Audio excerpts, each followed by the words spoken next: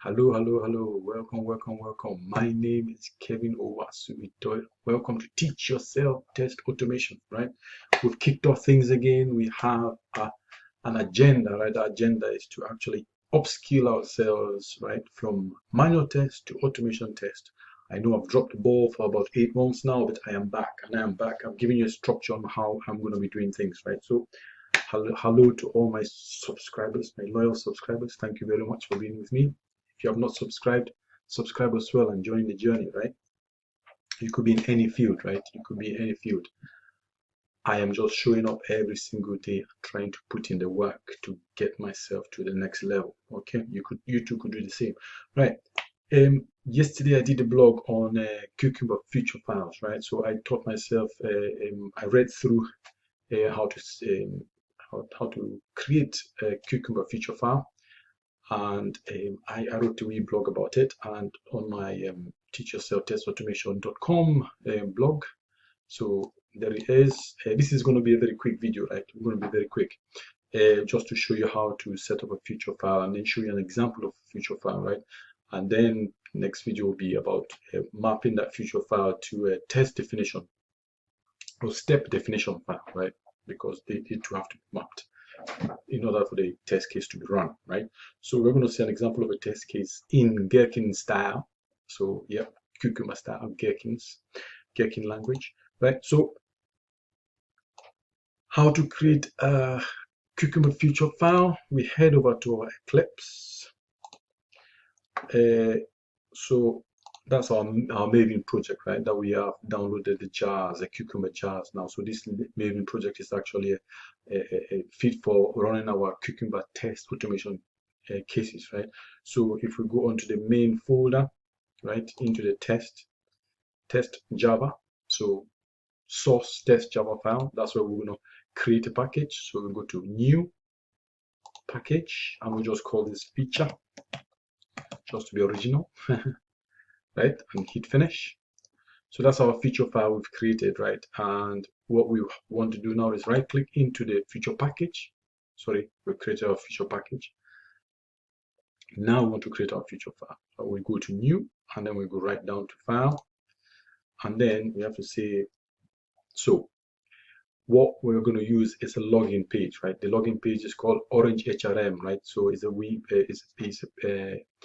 exercise site you can use for coding, right? So it's a practical practice site. So it's a login site. So we'll call our feature file login. And now it has the extension has to be .feature. If you don't say .feature, then your file is not going to be recognized as a feature file, right? So and you name your file name login.feature, and then just click finish.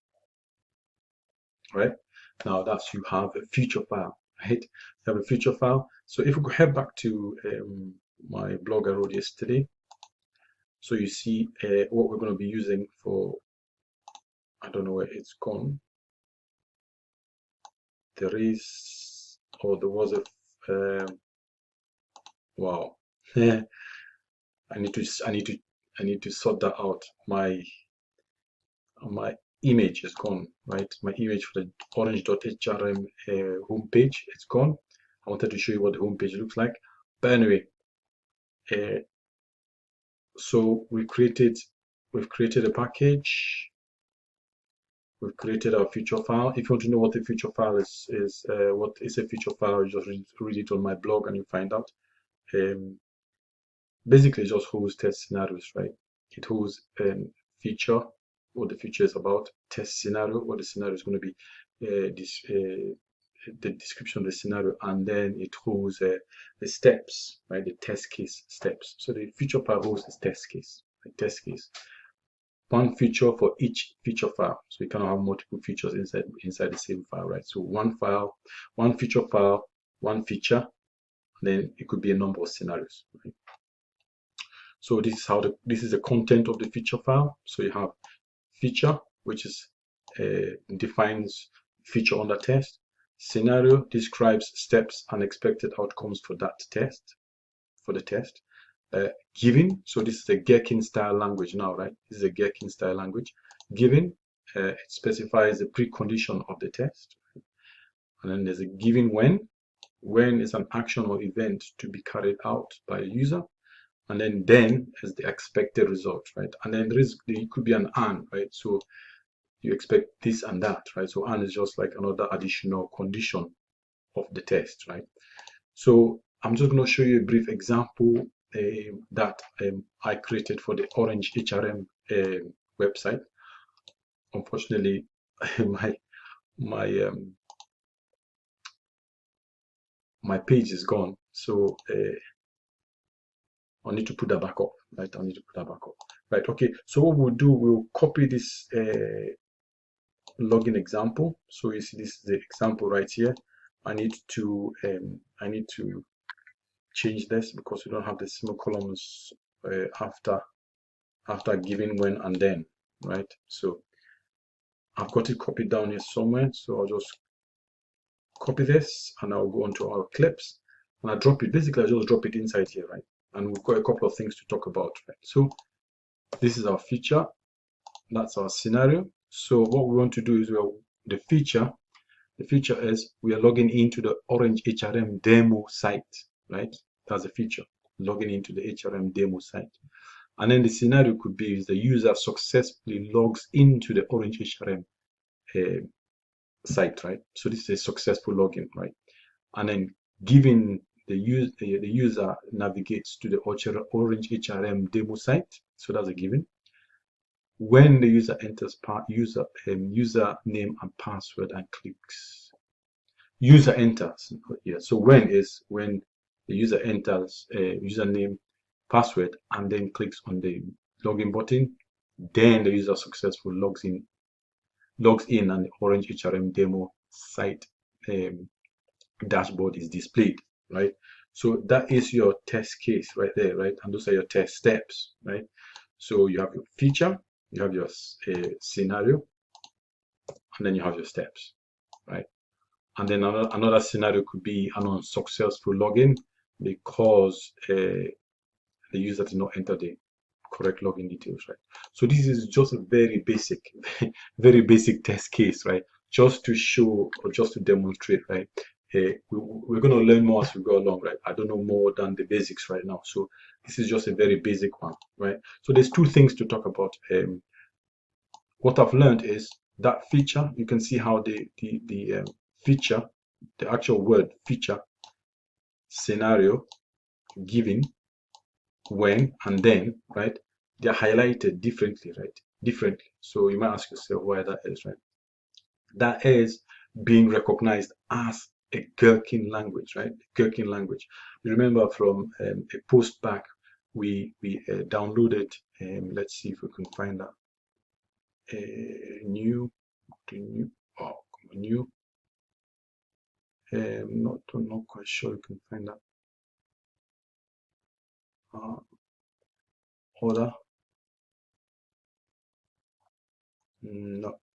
Anyway, we downloaded a plugin. It's called Natural plugin, right? Now that plugin is the one that feeds our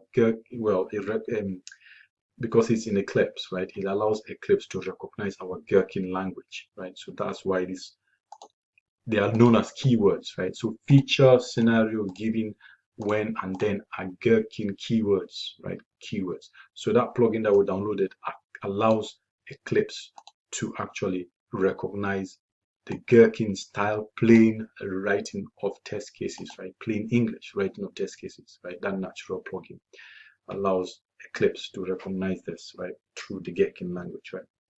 Again, another thing is like, you could ask yourself, why is display, right? They're not particularly errors, right? They're kind of warning messages, right?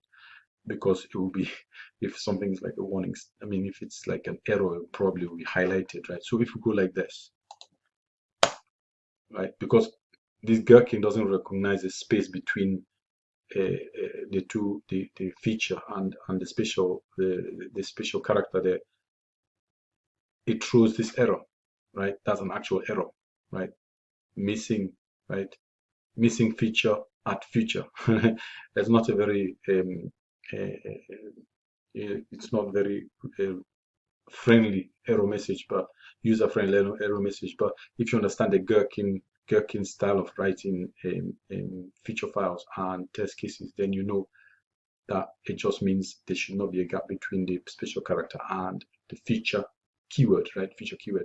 But these ones here are just saying, right, these actual steps here, right? So if we hover over this, it says no definition found for user navigates to the Orange HRM demo site, right? It's just saying it cannot find the code that it needs to execute that line, right? It's just saying I cannot find the code needed to execute this line, right? Where would that code be? Step definition file. That's the next one we're going to look at, right? So you have to map each of these lines to a step definition file where you are going to enter your actual code to execute this test case. Okay, so that's what we'll end for today. My name is Kevin Owasu. Consider subscribing, right? So that you follow the journey. You come along yourself. You don't have to be a test analyst. If you're a test analyst, even better. You know, with testing now, testing is going towards automation, right? And it's going towards more technical. And I mean, we've been saying this for a long time, right? The industry has been saying this for a long time, but it's just about the industry kind of, what was a better word? Um, Actually understanding how to use automation, right? And also because automation is going into DevOps, automation is going into how we develop software going forward, right? And it's just about how the teams actually bring automation into software development, right? But we know that software automation in itself is going to go into DevOps, it's going to go into it's part of agile, right? So, but automation is going to go everywhere. It's not just in IT and all that stuff. But, right. Okay, we digress. Right. My name is Kevin Owasu Itoe. Next video is on step definition file and how to map this your steps here on your feature file onto your step definition file so you can actually execute these steps. Okay. My name is Kevin Owasu Itoe. Stay blessed.